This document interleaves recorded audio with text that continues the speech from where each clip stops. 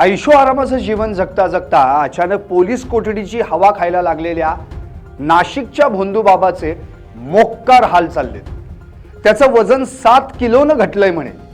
BP, sugar, भगंदर, बद्धकोष्ठता, paralysis आदी विकार जडल्यानं त्याला दिवसाला डझनभर गोळ्या खाव्या लागतायत। पाहुयात, खरात बाबा बेहाल, कुत्र सुद्धा खात नाही हाल।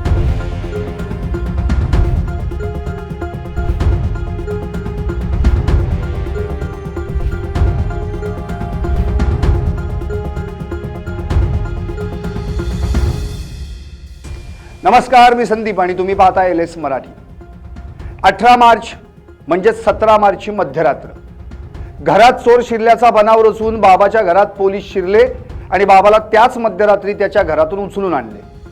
आज 18वा दिवस खरात बाबा पोलीस कोठडीची हवा खातोय। एकेकाळी हाच बाबा ऐशो आरामाचं जीवन जगत होता।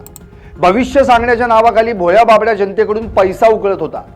महिलांना आमिष दाखवून त्यांची आबरू लुटत होता। शेकडो आया बहिणींची आबरू लुटून त्यांच्याकडून पैसे लुबाडून अडल्या नडल्या जनतेच्या शेत जमिनी लाटून हा बाबा कोट्यवधींचा मालक बनला होता। अखेर या बाबाचं बिंग फुटलं आणि बघता बघता त्याच्या विरुद्ध 12 गुन्हे दाखल झाले। हजारोहून अधिक दाखल झालेल्या ऑनलाईन तक्रारी तर वेगळ्याच। नाशिक पोलिसांनी या खरात बाबाची काढलेली वरात साऱ्या दुनियेनं पाहिली। धड उभं राहता येत नव्हतं की चालता येत नव्हतं आणि अशातच त्याला म्हणायला लागलं होतं, नाशिक जिल्हा कायद्याचा बालेकिल्ला। म्हणता म्हणता बाबा एक वाक्य बोलून गेला, आता ताकद नाही राहिली।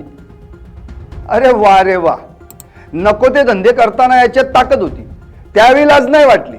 आता म्हणे या बोंधू घरातला त्याची तब्येत साथ देत नाहीये। घरातला बीपी, शुगर, भगंदर, बद्धकोष्ठता, पॅरालिसिस असे नानाविध आजार जडलेत। या शारीरिक व्याधींमुळे तो पुरता खंगलाय म्हणे। त्याला दिवसाला डझनभर गोळ्या खाव्या लागतात अशी माहिती। 18 तारखेला अटक करून जेव्हा त्याचं मेडिकल केलं गेलं तेव्हा त्याचं वजन होतं 79 किलो।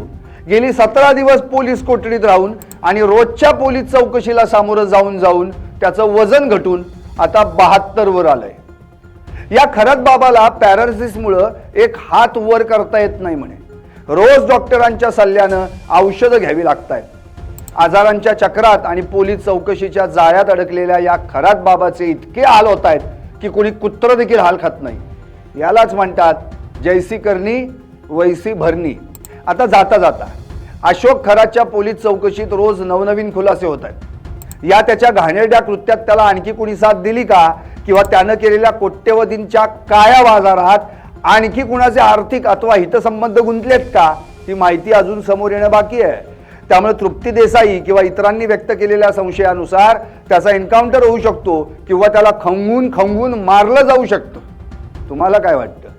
व्हा व्यक्त, पाहत रहा LS मराठी।